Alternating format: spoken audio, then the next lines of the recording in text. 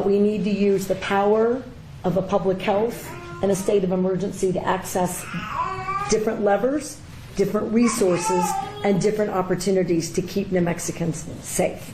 So that's what's changed today, and we're going to keep doing this work very closely until we see dramatic additional productive changes. What I have in the public health order is not agreed to by every member sitting at this table, nor was it developed with all of their expertise at the front end. So in this public health order, which is effective today, September 8th, which lasts 30 days, and then we'll, like all the other public health orders, we will either amend or renew or adjust, depending upon where we are.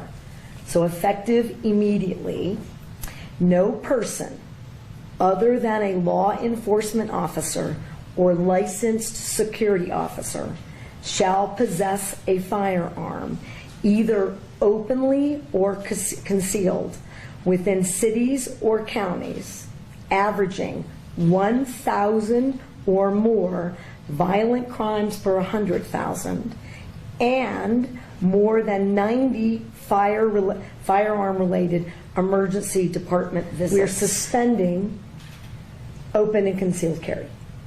Now, I am sure as I go through the rest of this, there are going to be a lot of questions about whether or not we think we have the legal rights to do that.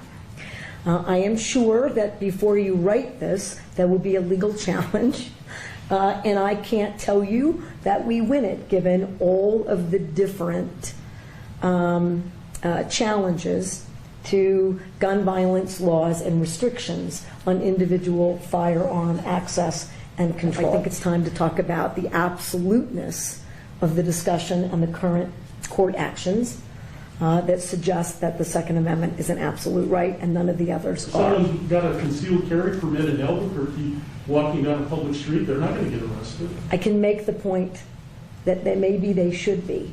And this is the point. I'm willing to do anything and everything within a shred of evidence-based effort. You took an oath to the Constitution. Isn't it unconstitutional to say you cannot exercise your carry license?